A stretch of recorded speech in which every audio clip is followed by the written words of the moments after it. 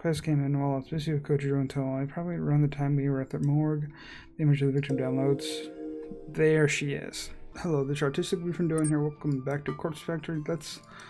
I say this every time. Let's finish Act 1, maybe, hopefully, please. We arrived at the factory after a brief pit stop at my apartment to collect a makeup kit. Kojiro managed to fix the lock on the front entrance, meaning we didn't have to try and shimmy a cadaver through the side window. That would be an interesting sight. He even found a proper key for the place on one of the rusted workbenches. Tomoe helped to drag a workbench to the center of the factory floor, and we hoisted the cadaver on top of it. Kojiro unwrapped it from the HRP, which he explained simply meant human remains pouch. Staring down at the body before me, and now I begin to wonder why I freaked out so much at the morgue. It's just a body, lifeless thing that was once somebody, but now has no meaning in its existence. It's kind of gross, but it's not really that bad. Right, you had a manic episode last time. Ugh. I'm glad you've come around, but I still don't want nothing to do with it. Fair. Right, so we're here. We got your body. What now? I fetched my makeup kit from the floor beside the workbench and placed it next to the corpse. We're going to make this body look as close as possible to this girl. I flashed my phone at Kojiro and Tomoe, showing off the photo of Emi Katsuno that was submitted to Corpse Girl's website. Right. But why? Because then we can photograph it and convince the victim, Emmy, that it's her own dead body. Why? I furrow my brow. Kojiro coughs and attempts to hide his laughter. That's how Corpse Girl does things. I don't know. Sounds like a shit plan. We went to all that effort to steal a dead body and you just want to take photos of it? Look, so far I've done everything with photo manipulation. And sometimes it's successful, like with Akane Tsurumaki. That bitch? It convinced her to kill herself. But I'll admit that it hasn't worked so well on Corpse Girl's other victims. So you think repeating the same thing that don't work over and over again will eventually work? I mean, it's just not a good track record for her. It worked, just not as successful as she hoped. She's got a point, Noriko. Corpse Girl doesn't have the best track record. Yeah, though. Maybe something has to change. But what? This is the way I've always done things, and... I hang my head in defeat. I don't know what to do. Oh, is this how they come up with the... I guess this is when they come up with the plan of bringing the actual... This fake... Well, not fake corpse, but like fake corpse of the person, of Emmy, up to where she is in the prologue. I spent all morning crafting fake photos of my 3 victims, but for what purpose? I'm not going to convince anyone to kill themselves. And now I'm just standing here in the factory looking at a corpse that I want to decorate as Emi Katsuno, just so I can take photographs of it. There's no point in doing so. I already crafted a photo of Emi Seth, so why am I here? What the hell am I doing? You are right. I can't keep going on like this. I've already crafted a photo of this victim's death. So I really don't know why I let it get so far. I guess I didn't truly think we'd pull this off. I kind of just went along with Kojiro's suggestion to go to the morgue. Hey, don't pin it on me. This is your scheme. The weirdo is right. This is on you, Noriko. They're right. They're both spot on. I don't know what I'm doing. I'm just wasting my time, their time. I'm wasting Corpse Girl's time. Here, give me your phone. Without warning for a proposal, Tomoe snatches my phone out of my hands.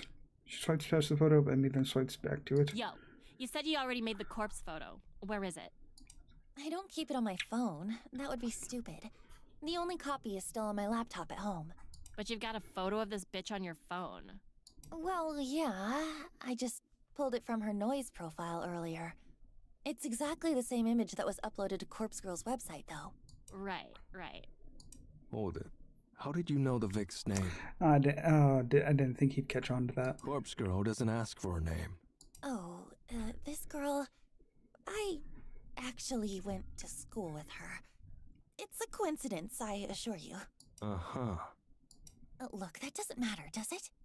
Well, tell me what the corpse photo looks like. Well, it wasn't my most creative work. I had 3 requests to fulfill in a short amount of time, so I kinda made them all similar. I made it look like this girl, Emmy, fell from a tall building and splattered on the pavement. Fucking lame. Yeah. Why did you want to know, anyway? Well, I've got an idea for you. I know, I'm just the driver and all, but you've dragged me in this far, so at least let me make a suggestion, Kay? Okay. Okay, go ahead. We've got this here body. You've got a corpse photo of the bitch all locked and loaded. Oh my god, it's Tomoe the one that comes up with this plan. Let's kick it up a notch. Take your time to apply makeup. Make the body really look like the victim. Send her the corpse photo first, and then we'll deliver this body to the bitch. Deliver the body? We rock up at her joint, leave the dead body on her doorstep, and then we fucking get out of there. Can you imagine how fucking scary it would be to come face to face with your own corpse? Tomoe came up with the plan from the prologue. Damn. Think about it from her perspective. She gets a photo of her own dead body, right? Then, like, hours later, just as she's trying to get it out of her mind, her own corpse shows up at her house. She'll fucking snap, I guarantee it. Hell, I probably would too, and I know what's going on. Can't believe it. Tomoe's completely lost the plot. Her plan is incredibly devious. It's almost evil, and I'm in love with the idea. I'm in love with the idea of delivering a person's own corpse to them before they kill themselves. Tomoe! Careful, you're gonna fall in love with Tomoe. Despite my own nature, I find myself throwing myself at Tomoe and wrapping my arms around her. Joe, what the? Bury my head between her neck and shoulder, the warmth of her body radiating through my cold and clammy form. I start to sob uncontrollably. Maybe I still have tears left over from my incident at the morgue. Maybe I'm just truly happy in this moment. Tomoe! Thank you. Yeah, I mean, sure. Your idea is brilliant. It's perfect. Oh, I can't think of a better way to bring Corpse Girl's plans to fruition. I mean, I just said the first thing that came to mind, so... But hey, I'm real glad you like the idea. I'm happy to help. I rub my eyes, but I don't let go of Tomoe. Hell. I wonder if you'd make a better Corpse Girl than me. Nah, don't be stupid. I just had one good idea is all. Now, come on. It ain't like you to get all sappy. Pick yourself up, yeah? Right. In a moment. I nuzzle my cheek further into Tomoe's neck and feel her skin prickle underneath my breath. She tenses up a little bit but doesn't push me away. You're so warm. Jeez. Come on now, we've got work to do. Okay. I reluctantly step back from Tomoe and wipe my eyes. Tomoe's a little red in the face. She shuffles the color of her shirt and fans her face. Never had a girl cling to me like that before. Better not tell Shinya in case he gets real jealous. Kutro said that he seems to be simply observing, of course. Okay. I take a second to compose myself. Tomoe's right, we do have work to do. I look at the corpse atop the table. Where is the music? Oh, I'm patiently waiting for us to conclude our discussion. I almost wish I was as patient as the dead. I know I have the music down. Okay, so there's just no music in this spot, in this part right now. Okay. Look at the corpse on top of the table, patiently waiting for us to conclude the discussion. I almost wish I was as patient. Okay, is it dead? I think I already said that. Oh, well. Starting? Yes. Let's do this. Mad. Few things to keep in mind. Putting makeup on a cadaver isn't as simple as you think. This one's already decomposing. Not all the makeup will take. Put a little extra on. Don't be stingy. It doesn't help that the body is ice cold. Now, if we had a space heater, we could warm it up. That would help the makeup stick. But it'll speed up decomposition. We can't have it decomposing any faster. It's already out of cold storage, so I imagine we don't have long as it is. Right. We're going to want to deliver it to your Vic soon, like less than 24 hours soon. That's fine. Yo, what about time in the delivery? Corpse Girl's photos have a... what's it called? A timestamp? Yeah, I timestamped the photos with a supposed time of death.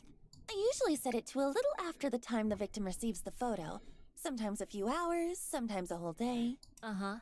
I get it. Well, like, for best effect, we're gonna want to deliver the corpse before the time marked on the photo, right? That way, the Vic gets the photo and the corpse before the set time. Creates a kind of ticking time bomb. Should convince him to off himself before time's up. That makes sense. I think that's the best way to do it. Yeah, so, what time did you write on this Emmy chick's corpse photo? I scratched my head and tried to think about it. It's hard to recall since I created 3 different photos at the same time. I'm pretty confident I lined them all up one after another, an hour gap in between each one. 7:28 a.m. tomorrow. We gotta deliver the corpse before then, huh? Too early. Usually asleep. Well, you're gonna have to get your ass up early. For Noriko. For Corpse Girl. Kojiro groans, but he doesn't object further. So, I'll send the photo out when I get home tonight. Emmy will receive it before she goes to bed for the night. It should shake her a little. Then, in the morning, she'll wake up to her doorbell ringing and a corpse left on her doorstep. That should be enough to do the trick. Think you're both forgetting something. Where are we delivering the corpse? Are you dense? We're delivering it to this Emmy bitch's home. Sure, of course. But where does she live? Got her address? Oh. Is this where Aoi comes in? Ah, shit. A hole in the plan, a massive flaw that we completely overlooked. Our stunned silence is the only answer Kojiro needs. This whole thing is a bust. Kinda disappointed in you, Noriko. Thought Corpse Girl was some mastermind. Some genius worth worshipping. I don't have a response to that comment. Bile begins rising in my throat as a pit opens up inside my Turns stomach. out everything so far has been sheer luck. Well, I'm out. Use the factory if you want, but I'm not sticking around. Kojiro waves half-heartedly and walks away. I can't say anything to stop him. My thoughts are frozen, locked in place, chained down by humiliation and anxiety. Hold up just one fucking second. Of course, someone never fails to grab someone's attention. Kojiro turns back. We're just getting started here. Of course there's gonna be hiccups. We'll iron out all the details as we go. Don't just abandon Noriko like that. Corpse Girl has done more for me than you'll ever know. That's so? Yeah, it is. So I'm gonna stand by her side. If you're a coward, feel free to bow out now. But if Noriko means anything to you, anything at all, then just swallow your fucking doubts and help her out. Come away. I never thought she'd be the one to make a rousing speech short and simple, though it was. Right. Suppose we did make a deal after all? Though, nothing really stopping me from taking cadavers from the morgue whenever I want now. Still, I guess I'll help you out. But if this keeps going astray, I really will walk away. Fine, but follow through on this one victim at least. Managed to gather up enough strength to make a simple plea. Please. I can't do this without you. Okay. Find Emmy's address. If Tomoe drives, I'll handle moving the corpse in the morning. I nod firmly. Okay. I'll work it out. Thank you, Kojiro. Kojiro waves once again and takes his leave. The heavy steel door at the front of the factory slams shut behind him. Phew. Okay, got any ideas? Maybe one. Can you call Shinya? Ask him if he remembers Emmy Katsuno from school. Oh, Shinya. And see if he knows where she lives. I thought it was going to be bringing Aoi because Aoi talked to Emmy before her photo. Before she received the photo. Shinya? Oh yeah. He said once that you went to school together. Guess he might know Emmy too, huh? My thoughts exactly. I'm going to make a call as well. Okay, so you're going to call Aoi, Tomoe's going to call Shinya, and someone will have the address probably. And quickly make a call to Aoi as his phone is ringing. Look up at the skylight above. The sun has nearly disappeared from the sky and we're running out of light. If there's electricity connected here, we wouldn't have a problem, but if it gets too much darker than this, we're going to struggle to apply makeup to the cadaver. Noriko? Hey, me again. Feels like we just spoke this morning, hey? It was this morning. Yeah. Listen, just a quick question. Do you remember Emmy Katsuno from school? Katsuno? Okay, that's really freaky, Noriko. Oh, it's just like right after she talked to Emmy. Huh? What is? I bumped into Katsuno just today at the mall. You're kidding. Oh, shit. I'm serious. It's all connecting back to the prologue now. She was pretty distressed, actually. She just got fired from her job. I see. Actually, it's kind of funny. I spoke with you about Corpse Girl's website this morning, and I spoke to Katsuno about it too.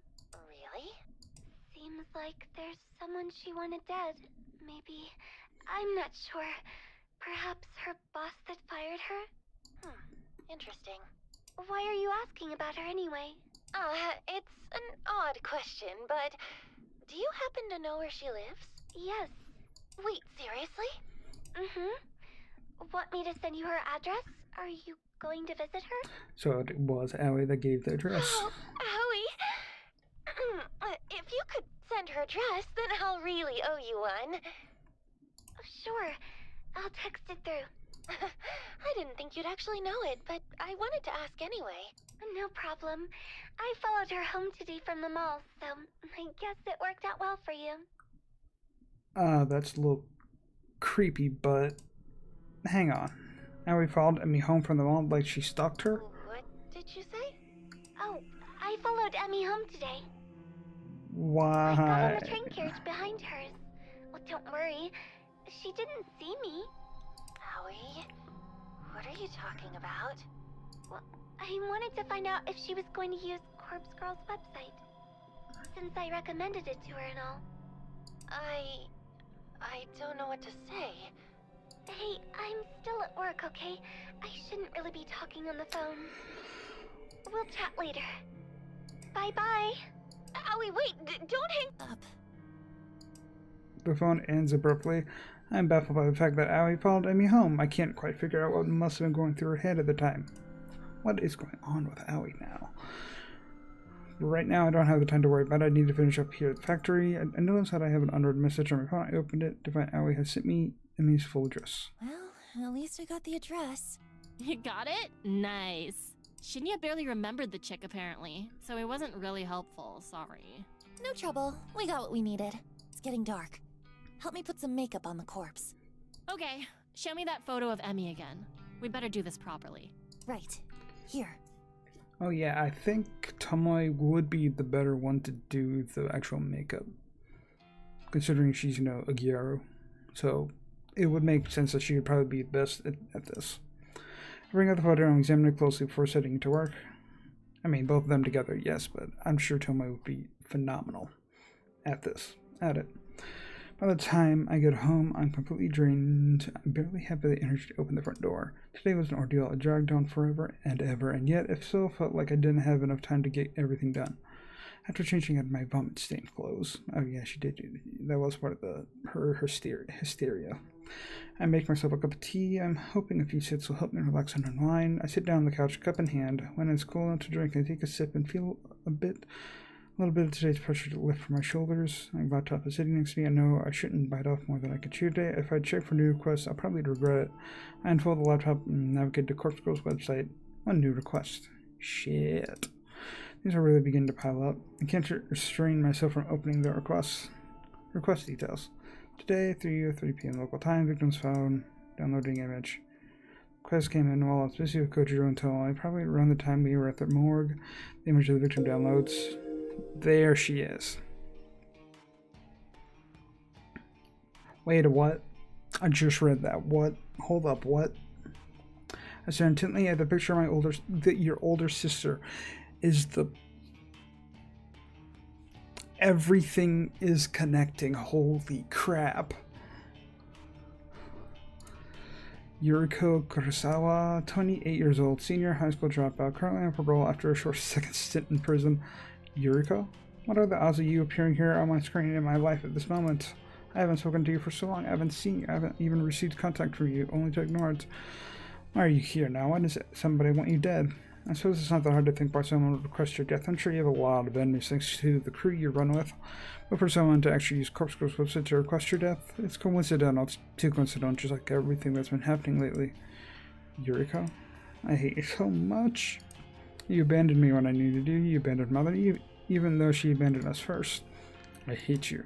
Corpse will never refuse her requests. It's one of her convictions. I'll never refuse her requests. I close the laptop's lid and rub my eyes. I'm tired. I'm so fucking tired. Oh my god. It's all connecting. It's all connecting back together. She's dead. Splattered in the flower bed. Probably matches the photo you sent. Wish I'd seen that. Thanks, Kojiro. And thank Tomoe for me. No prob. Where are you, anyway? Parking lot across the road. Perfect view of her apartment. People are coming outside. Must have heard the splat. Mad. We'd better gun it. See ya. Okay, bye. And now we're past the prologue. We are officially past the prologue. I hang up the phone and the smile fights its way across my tired face. Emi Katsuno is dead. She killed herself thanks to the trauma of discovering her own corpse at her doorstep, even though I forgot to send the corpse photo last night. I nearly fucked up our entire plan due to how exhausted I was. By some stroke of luck, I managed to wake up early this morning. Thankfully, my first thought upon waking was to send the photo. Emi would have received the picture only an hour before the time marked on it. It was a close call, very close call, but I can't help but wonder if that worked out in our favor.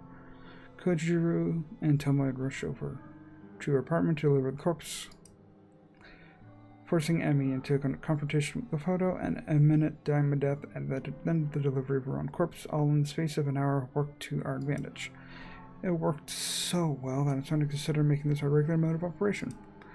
I'll bet it's getting too bright out there. I set the burner phone on top of the coffee table since Emi is already dead. There's no point in me waiting 24 hours to discard it. I'll get rid of it right away. After that, I'll have to figure out what to do about the other remaining requests. Saw 2 photos of victims that I captured on the scene, but I made Emi's photo. While urgency applauding Emi's demise, I didn't have a chance to send them. I'll try to add them a little bit because the timestamps on them are now out of date, but that's okay. It's a quick fix. And then there's the request for Noriko Kurosawa. I'll need to deal with that too, eventually.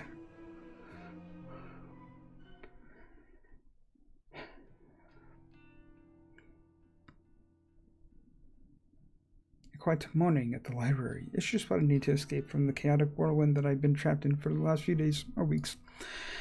The place is silent as usual. There aren't many people around. I managed to find a seat in my favorite reading nook, and I leave my belongings in a chair to save my spot while I browse for a book to read. I can't bring myself to continue reading Strange Flower right now. Reading a book about corpses while trying to take a moment away from my own life is just not going to work for me. I scan the bookshelves and look for... Sorry. I gotta stop doing that. Keep my mouse like top right. Maybe keep my mouse top right will work. Yeah, alright. Alright, you can't see my mouse. Yeah. I scan the bookshelves and look for something light to read. Am I in the mood for a comedy? Probably not. Fantasy adventure? Maybe, though that's not really been my thing. Biographies are out of the question, so are history books. I pretty much dismiss any nonfiction straight away. I'm not in the mood. So what should I read? I thumb through a couple of trashy romance light novels. The covers look appealing, with attractive characters smiling, holding each other, and falling in love. But the content within each one is utter crap. A housewife looks for love after her husband vanishes. A vampire lord seeks his vampire queen. A college student falls in love with his professor, only to find she's his long-lost sister. Ugh. It's all drivel. I can write better stories than these, but maybe everyone thinks that way. Defeated, I put all the books back on the shelf and returned to the chair I saved.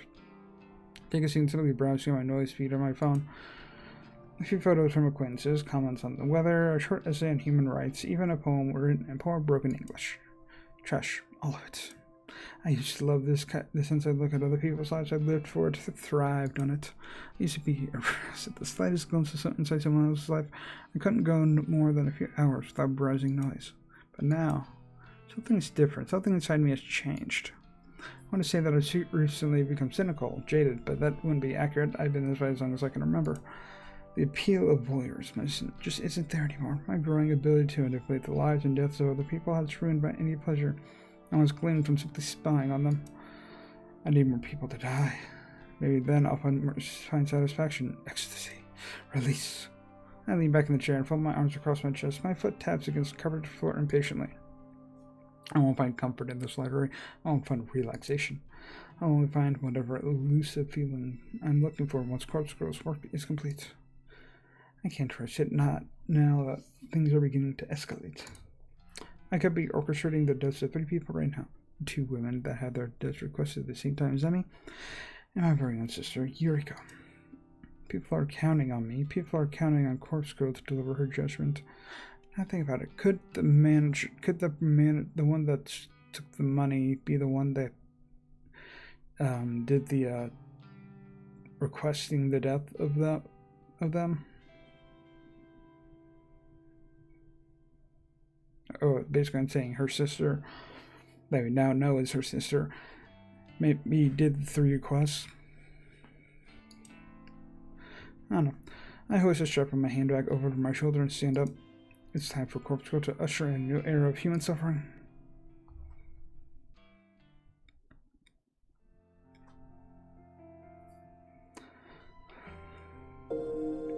A bizarre string of similar deaths in Tokyo over the weekend have left police and detectives completely baffled.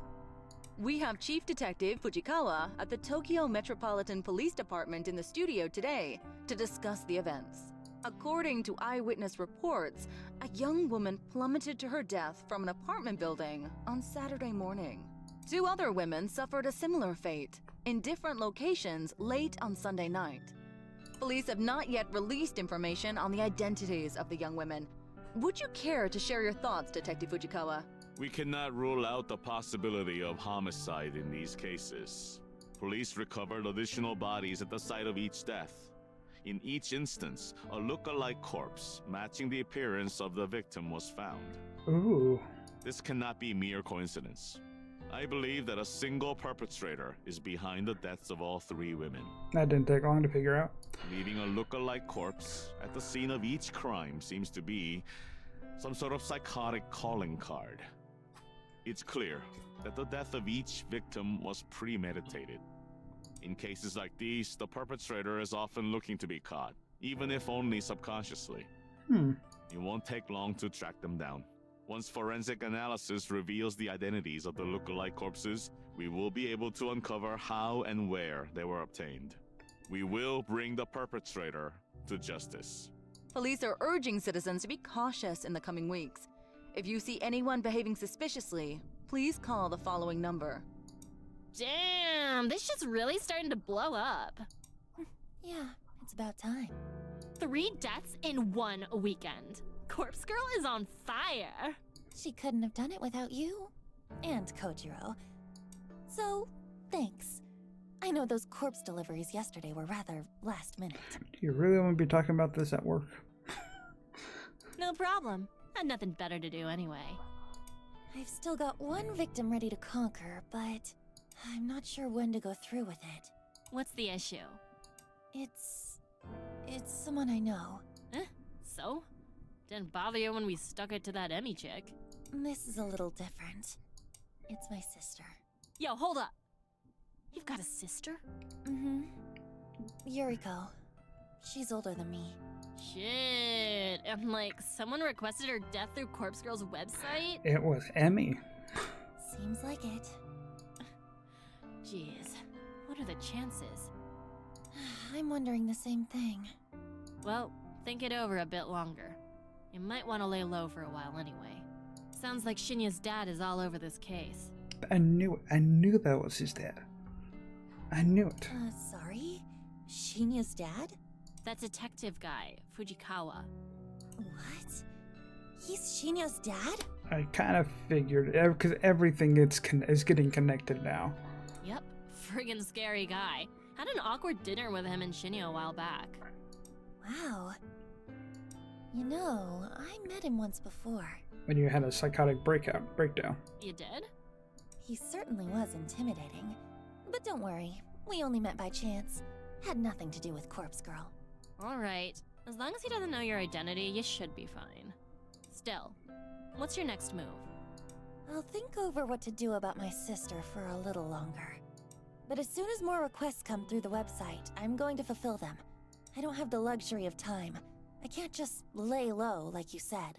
Sheesh, when did you grow a pair? I'm serious. I'm tired of lagging behind. Corpse Girl is on a winning streak now. It's up to me to keep it going. Okay, well, just let me know when you need me. Thanks, I will. Well, back to work or whatever. Turn back to my computer to tell my leaves. 3 deaths in 1 weekend. Corpse Girl truly is at the top of her game. It was a bit hard at work. It was a bit of hard work, but in the end I managed to pull through thanks to a bit of luck, of course. Yesterday, after returning home from labor, I had a sudden burst of inspiration. I ran a reverse image search on the photos of the 2 women that were submitted. Corpse Girl's website is pretty easy to locate the noise profiles thanks to that. I was kind of shocked when I saw that we all shared two mutual friends of noise, Emmy and Yuriko. Emi Katsuno and Yuriko Kurosawa. A bit of digging through the profiles revealed their names to be Fuyumi Amano and Manami Sachiko. They both worked at the same store as Emi and my sister. And it struck me then that all of these requests must be somehow related, but that didn't matter so much. Tracking down Amano's and Sachiko's addresses wasn't as difficult as I feared. I contacted Toma, and she told me she was familiar with the store they worked at. She volunteered to head over there and see if she could access the employee records. Apparently the whole job was so easy that she managed to walk in and out 3 minutes flat. She just said that none of the stuff even batted an eyelid as she walked in, and she simply strode into the back room, rummaging through the filing cabinet. I sent a photo of the employee contact sheet. With that information at our disposal, nothing stood in our way of delivering look-alike corpses to their homes. A few hours shared between the morgue and the factory, and it was done. Both Amano and Sachiko killed themselves within an hour of each other. So far, the kill rate of delivering a photo and then a corpse is 100%. I can only imagine the thoughts that must go through someone's mind when they are faced with their own corpse. The looming dread, hopelessness, and fear of inevitability have proven to be so overwhelming that suicide becomes the only viable option. Because of this development, I finally ruled out the possibility of corpseless victims being murdered by some mysterious stranger. I only ever invented the theory due to the strange circumstances in which Ruri Hatano died. After all, she was hung from a scarecrow in an uncannily similar fashion to the corpse photo I invented for her. None of the other victims' deaths since then have made me truly suspicious that another party could be involved. All of them have truly been suicides, or in the case of Eiichi Hanada, coincidental accidents. Kotomi Ida's death was an outlier since she was likely killed out of self-defense. I'm about 90% certain the corpse girl's power lies in the ability to convince victims to end their own lives. There's no third-party murderer acting on her behalf. And I have begun to suspect that the power I hold is no esoteric, arcane force. It's not some supernatural art. It's not witchcraft or sorcery, or some holy power bestowed upon me from on high. The power corpse girl holds is simply determination, grit, resolve. My will to end lives is what drives me to craft convincing corpse photos, deliver look-alike cadavers. That in itself is enough to act as the knife twisting in a victim's side. It's enough to compel those weak of heart who combine to end their lives. That's all my power ends up being. I'm happy that I can be the instrument that delivers corpse girls justice, regardless of whether it's through mundane or mysterious methods. As long as victims continue to drop like flies in the wake of corpse girls' ascension, I will remain content. And this is only just the beginning.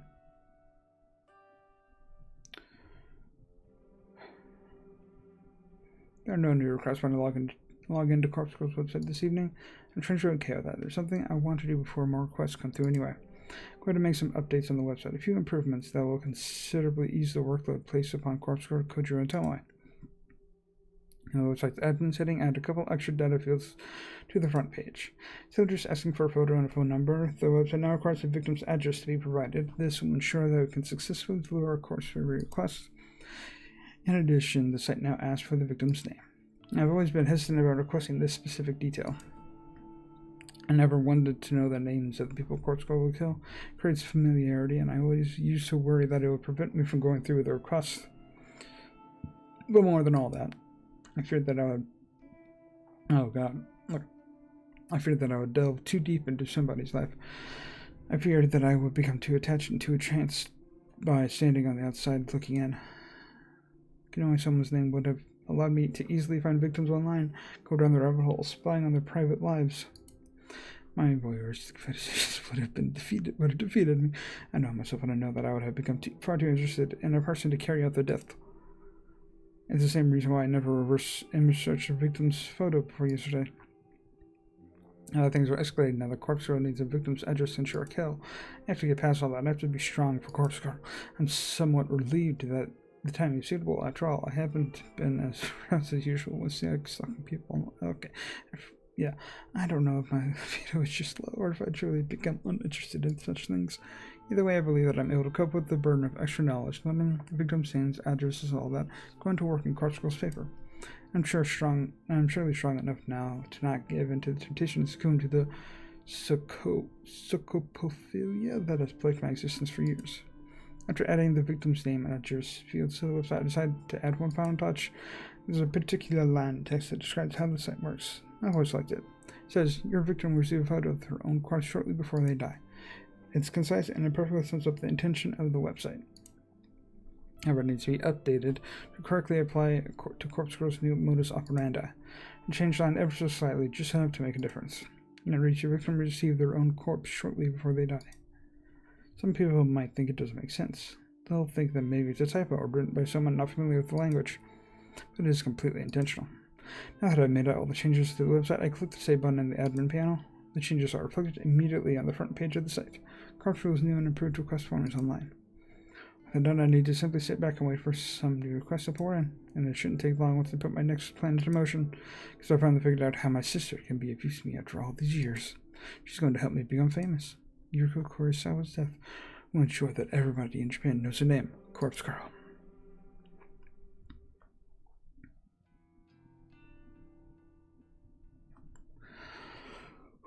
Okay.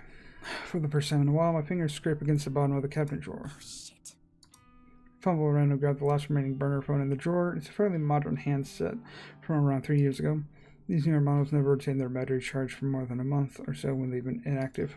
Thankfully, it uses a generic charger, so I quickly plug it into the kitchen outlet and wait for it to return to life. Glance back down at the open drawer. It's completely empty now. I'm going to need to restock my supply of burners if I hope to continue with Corpse Girl's work. I nervously bite my fingernails at the thought. Getting these phones isn't easy. It's free, yes, but not easy. And if I get busted trying to lift a stack of them, that might very well be the end of me. I have to obtain as many new phones as possible at some point today.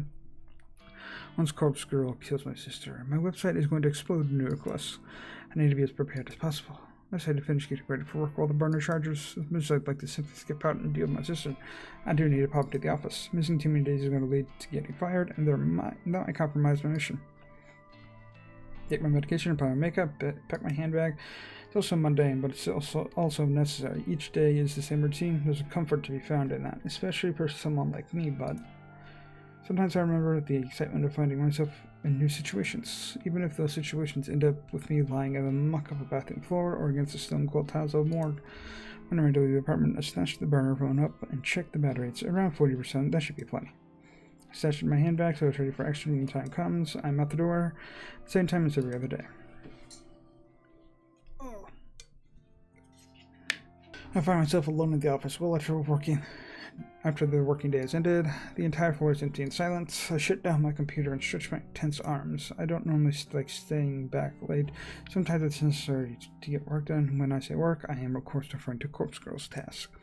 When I'm almost certain that everybody's gone home, I get out of my chair and wander listlessly around the office. It's kind of nice having the place to myself. It's like my apartment, only bigger and colder and without a terrible odor of mold that permeates the walls. I notice that quite a few people tend to leave their belongings at the desk, nothing too valuable. The occasional coat, hat, or a pair of headphones. Should somebody of low moral character wish to steal them, there would be nothing stopping them.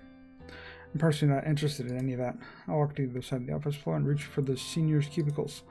Even the seniors, the important things lying around. There's a gift bag with a cake shop logo on the front, a company credit card, a few personal bank statements. The contents of their desk drawers are where the real gold is found. As I rifle through one drawer in particular, I find exactly what I'm looking for. It's an old noise-bearing phone, a few models earlier than my own. It slips into my handbag right alongside the burner phone I brought from home. I close the desk door gently and trapeze into the next cubicle. Top drawer here is a flip phone, a familiar classic. It'll serve me well. Into the handbag it goes. One of the main problems I have with this company, with any company, in fact, is the wasteful attitude of management. Executives, seniors, and even some junior staff are provided with company phones. Basically, if you're expected to make calls on the job, the company will issue you a phone so that you don't have to use your own.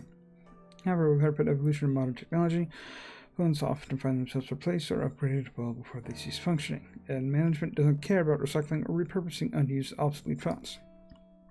The devices simply drift to the bottom drawers or storage cabinets, destined to become forgotten within moments. So this is how she gets her burner phones. She steals them. Am I really doing the wrong thing by taking these phones off the company's hands? It's not like I'm stealing personal property from employees. I'm only taking what the company is likely to write off as a business expense, and this is a multi-billion yen company. They're really going to miss the odd outdated device. I justified this to myself long ago. I'm sure those phones are used for a bigger purpose, and there's nothing bigger than fulfilling Corpse Girl's ambitions. Let's start the fourth up the phone. I hear the ding of the elevator from across the office floor. Shit. Someone's here. I need to get away from the cubicles without being seen. Noriko, is that you? Virginia? I must have ducked down a second too late because the voice identified me correctly. I scuttled forward on my knees just a little bit so that I'm not so close to the cubicles. When I get to my feet, I'm halfway between the senior employees area and the junior's open plain desk. Shinya? Virginia walks over from the elevator to greet me. Hi. You're here awfully late. What were you doing over there? That is, if you don't mind me asking. Oh. I lent my USB drive to one of the seniors earlier, and they didn't return it, so... Oh. Did you find it? Nope. Oh well. I'll ask about it tomorrow. I could help you look if you like. No. Seriously, should've- it's okay. I'm about to head home anyway. You should have just said that you did find it. You should have just said, oh yeah, I found it. It's fine. We're good. Okay. What are you doing here? I left my wallet at my desk. Can you believe it? Luckily, I remembered before I took Tomoe out for dinner. I would have appeared to be quite the buffoon if I'd been unable to pay for our meal. Yeah, I suppose so. Hey, how are things anyway? Things with Tomoe are great. We are truly in love. Well, okay, not exactly what I meant, but how are things here? I mean, what happened with Kotomi and... Ah, that whole kerfuffle. Can you believe Miss Ida is dead now? Is it wrong of me to say that I'm happy she's dead? No. Is that an awful thing to admit? I gently shake my head, but I don't interrupt his train of thought. It's so bizarre. Especially considering our relationship and how determined she was to end my career. It bothers me that Shinya is still referring to the conflict between himself and Kotomi as a relationship. It would seem that she was the only one with animosity toward me. Oh, good. As such, the other executives said I'm welcome to work here as long as I like. In fact, they were even generous enough to give me a small salary raise. Wow! That's great, Shinya. Thank you. Oh, sorry, Noriko. It truly was a struggle there for a little while. Before my brain can even register what I'm saying, the following words tumble out of my mouth. Do you want to talk about it? Noriko, I know that I haven't been as open with you as I should have been. Maybe talking about it will help me put the whole thing behind me. I bite my tongue as I try to think of a way to back out of the situation. Oh. You know, if you're uncomfortable talking to me, maybe Tomoe can help? My objection is met with a smile. Looks like I'm in too deep now. Tomoe means well. She really does. But whenever I bring up the subject, she becomes visibly angry. Many a death threat against Miss Ida has been made aloud. I wouldn't be all too surprised if Tomoe was the one who killed her. There certainly is a motive there, after all. So you don't know who killed Kotomi? I don't even think the police know that much. Father showed me the photos of the crime scene. Chances are that whoever did kill her was also killed in return. Though, as abusive as she was toward me, I never took her as the type to instigate a mass murder. She was an angry person, yes. But that seemed to stem from a lack of fulfillment. That's what I assume, anyway. And I think that's the reason she made her advances on me. Shinya, I really am sorry. I'm so sorry that you had to go through such a traumatic experience. I thought I was going to lose everything. My job, my relationship.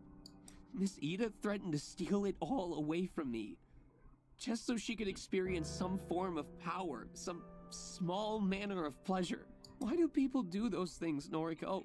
What joy is there even to be found in... Take my time to consider my reply. I'm probably not the best person to help for him to be... Try that again. I'm probably not the best person for him to be having this discussion with, but all things considered, it does seem to be helping him come to terms with things. Shinya, what you went through with Kotomi, what she did to you, that's not what it's about. She never had the right to put you through that.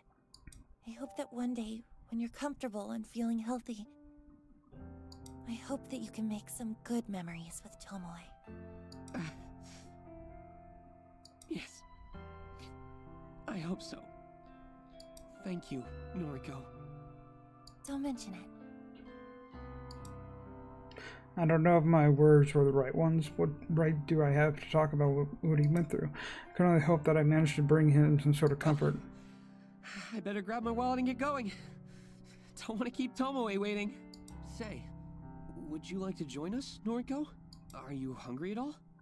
Oh, I don't want to intrude on your romantic evening.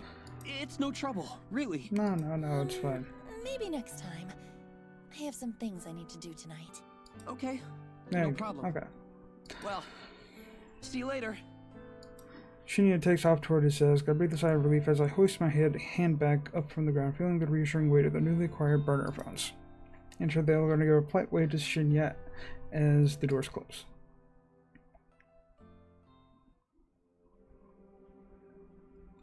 Give me a call back when you leave the restaurant. You want me to drive tonight? It has to be tonight. We talked about this. But Please. Kojiro's on standby as well. fine. Not like I've been dying to bring Shinya back to my place or nothing. Don't push Shinya. Let him tell you when he's ready. Yeah, I know. Look, I'll probably be out of the restaurant in an hour. That cool? Yes. Thanks. Bye! Bye. Tomoe hangs up. I look down the street, my gaze aiming directly at the restaurant Tomoe is currently seated at with Shinya. I need to kill an hour around here, but what is there to do? I'm not exactly keen on the idea of window shopping. I don't even want to be here.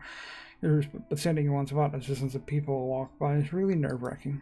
I could go visit Aoi at the maid cafe, but then I'd have to pay the table charge to enter, and it'd probably be weird to be served by girls in maid costumes. It's not really my thing. As I glance around, I notice a 24-hour manga cafe at the end of the street. That could actually be perfect. I could rent a quiet space for a few hundred yen, just read a book until it's time to go. No one there to bother me. In fact, the only person I need to speak to is the attendant at the counter. With my made up, I hurry along to the manga cafe. Pretty late. Come on, you're a night owl. What are you complaining about? Just making chit-chat. Well, instead of talking, how about you hold that flashlight still? I can't see what I'm doing with you waving it around. Yes, ma'am. Nearly done anyway. Fucking Noriko. This wouldn't be so difficult if she didn't have different haircuts in every single photo on her profile. I'm just going to have to estimate the length of her hair for now. The corpse on the table in front of me looks like an uncanny clone of my sister. I snip away a little more hair from her fringe and then pull the scissors aside. It must be close. The opposite. Makeup's done! Thanks. Looks good. Tomoe beams as she puts the cap back on the lipstick in her hand. I think we're done. Can you zip up the bag? I really need to wash my hands. Oh my god, I just realized they're all wearing lab coats. Where is it? H died. She's wearing a lab coat. You can see that she's wearing a lab. Noriko's wearing a lab coat. You got it, boss. There's a lab coat. Again, they're all wearing lab coats. I step away from the corpse and plunge my hands into the ice-cold bucket of water on the factory floor. I have to admit that we've become pretty good at this whole thing. In just a week or so, we managed to refine our art and synchronize our duties. Okay. Load her in the van. I'm going to send the corpse photo now. You sure about this? You think she's gonna be awake this time of night? I'm positive. This is the best time to do it. According to our noise feed, Noriko Kurosawa is currently attending a massive party. I'm sure the venue will be packed to the brim with her scumbag friends. She's been posting about it for days. It wasn't hard for me to find out all the information I needed since whoever organized the party posted it as a public event. Noriko is about to receive a photo of her own corpse, and in less than an hour's time she's going to receive her carbon copy corpse in a body bag in front of at least 100 people. Oh my god. This is your plan? Oh, wow. Holy shit. The mass panic that will break out is sure to be hilarious. I don't want to miss it. I don't want to miss my sister's final moments. Maybe she'll kill herself in front of her closest friends, or maybe the terror will slowly eat away at her and she'll go home first before deciding that she just can't take it anymore. I'm happy with the good result. She's finally gonna get what she deserves. I hate her so much. She's a low-blood degenerate, a delinquent, the utter scum of the earth. And she never calls. I doubt she remembers he even exists. I snap out of my thoughts and look at the photo that I've been subconsciously holding in my feeble grip. It's the burner phone I picked up from home earlier this morning. Yuriko's corpse photo is glowing on the screen, ready to be launched into the network. I hit send. Hey. Gojo nods and hauls the zipped-up body bag into the shoulder. The weight of the cadaver inside causes him to stumble a little, but he regains his balance and shuffles toward the factory entrance.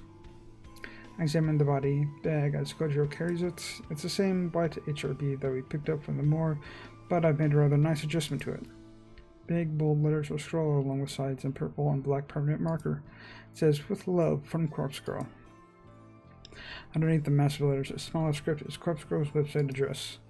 A scribble of a cute anime girl decorates the other side of the bag. It's the very same character that dances animatedly on Corpse Girl's website. Someone told me this was a bold move. Gojo didn't seem to care. Yuriko Kurosawa is about to be publicly executed. Tonight is the night the Corpse Girl becomes known to the world. This is the quietest house party I've ever witnessed. I only managed to catch a glimpse of it before Gojo shields my eyes with his ice-cold hand. I want to eject him, censoring my vision, but the smell of blood causes me to slump against his shoulder, so I resort to whimpering quietly as he places me gently on the ground. The vision of the house party from hell is still vivid in my closed eyelids. Okay, it's not like I've been to many house parties in my life. In fact, when I really think about it, I don't think I've ever been to a single one before this moment. I've seen them on television, I've seen them in movies. They're always loud, music is blasting, people are dancing, drinking, making out. The eyewitness doesn't look like any of that.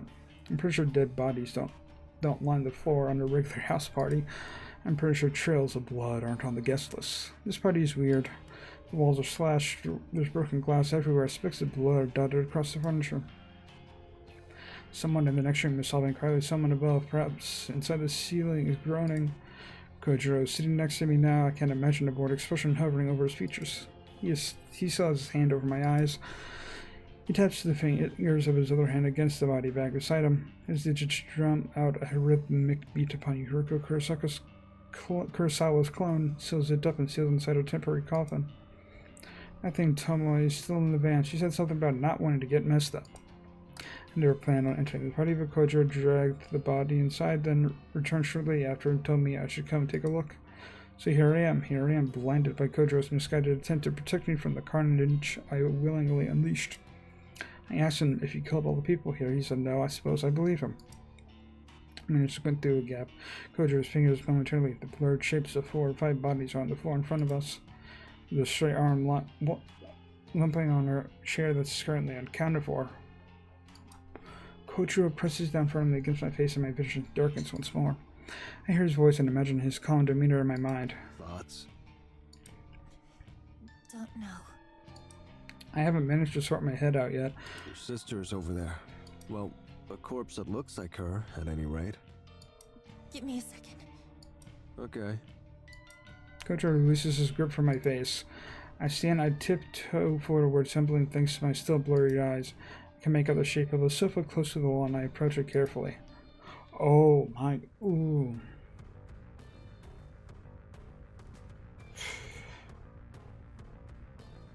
The empty gap between the sofa and the wall is a 3-foot white space. I'm not sure why the owner of this house doesn't keep the sofa directly against the wall. The empty space there seems kind of useless. Maybe if the sofa is all the way against the wall, it becomes too far from the TV. That's a possibility. I'd personally just get a bigger TV so that the sofa can be kept comfortably flush with the wall. The gap here really annoys me. It's making me irritated.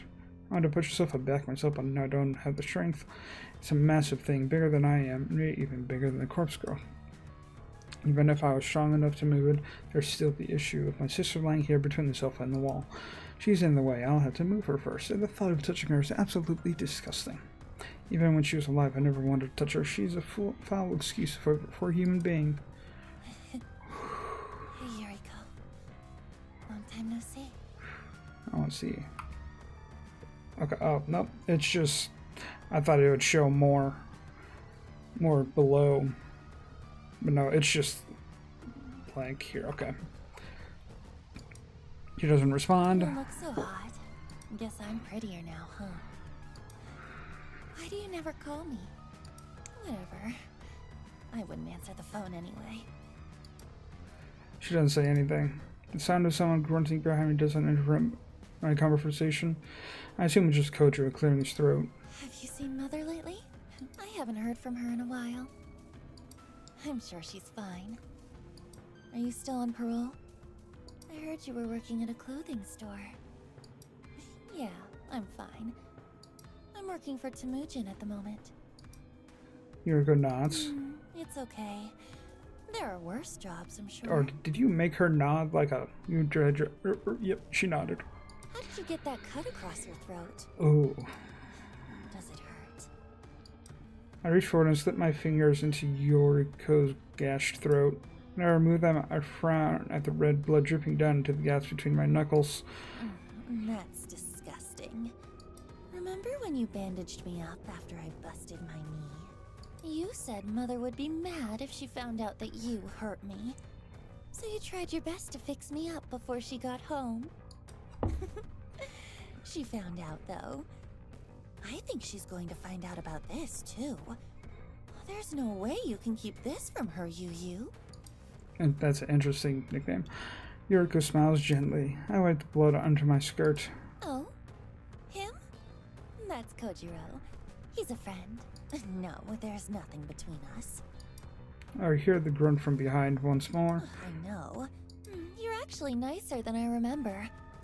Why couldn't you ever be this nice when we were kids? If you'd been this nice to me, then maybe I wouldn't have spent my entire teenage life wishing you would drop dead. Oh, I guess my wishes came true after all. Yuriko laughs along with me. It doesn't sound like the laugh I remember. It's more like a gurgle, like she has something caught in her throat. A trickle of blood pours from between her lips and she coughs. Do you need a tissue? Is she still alive at this point? She's not dead yet? Oh god, what? Here. I unzip my handbag and retrieve a tissue and then hand it to Yuriko. She tilts her head and sprays the rest of the blood from her mouth. Noriko. Okay. I gotta go. Say hi to Father for me. Oh, I forgot the okay there. Sorry. I leave Yuriko behind.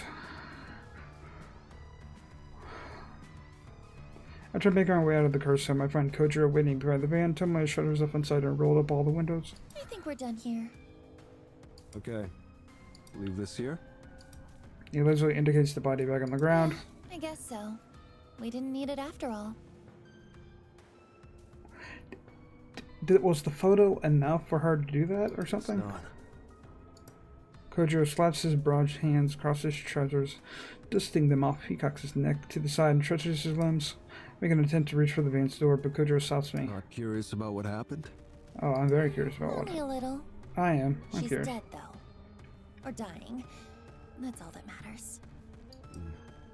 Oh, actually, give me 1 second. Quickly dart back inside the house. Hello. I weave across the room and duck behind the sofa once more. Yuriko is silent and unmoving. I do my best to push her body to the side with my skeletal arms. She budges an inch or two, and I find what I'm looking for, her phone buried between her ass and the carpet. I turn on the screen and find there's no fingerprint or passcode lock. The photo of Yuriko's corpse, the very same photo that I sent to her earlier, is still on the I screen. guess she did receive the photo then. Maybe that's all it took this time. She must have been pretty freaked if she killed all the people here. This is like the Kotomi Ida situation all over again. My voyeuristic tendencies flare up and I decide to look through the rest of her photos. I swipe across the screen just once and nearly jump out of my skin. Yuriko received a photo right before she received the one I sent, right 10 minutes before my photo. It's another image of a corpse. Stabbed Suji at the party? What the fuck? Another photo depicting her death, but it's completely different than the one Is there a second one that's... What the fuck? What? Is there another one? Another corpse girl out there? Someone else sent Yuriko Kurosawa a photo of her own corpse only 10 minutes before I did. Yuriko received a corpse photo from somebody else. What is going on? Examine the photo in detail. It's well made, just like my own work, but if I didn't know any better, it would have been easy to assume that I made this. But what stands out most is the writing on the bottom of the image. See if this says, stab Suji at the party. Stab Suji at the party. Who the hell is Suji? Is he here? Is he one of the dead bodies scattered around this accursed house? We discovered the thoughts of Shuji. And a more important question came to my attention. Is someone else crouching corpse photos and sending them to people?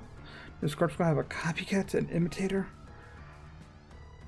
But why target Yuriko? Why target somebody whose death was requested through Corpse Girl's website? I can't process this right now. It's already past midnight and I'm utterly exhausted. I shove Yuriko's phone into my handbag and get the hell out of the house.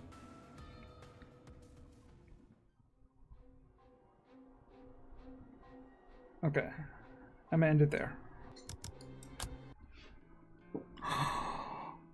Wait, Owie, what are you doing here? Owie, what are you doing here? Why are you here? Are you gonna get involved now? I still have yet to finish Act 1, though it's probably like very, very close to ending Act 1. Because if we have Aoi there and in the menu and her achievement is after the ending of Act 1, then we're probably like minutes from ending Act 1. Anyway, this was a very productive episode. I'm ending it now because I've been recording for over an hour. I want these to be like 40 to 50 minutes, but I just catch it. So if I have a chance to just record an hour, I'm going to record an hour. Anyway, this was very productive. It kind of came full circle with the prologue finally. And we learned that there's possibly a second Corpse Girl somewhere doing the same thing. Anyway, hope you enjoyed the video. If you did, subscribe, check out the stuff I do. See you next time. Bye-bye.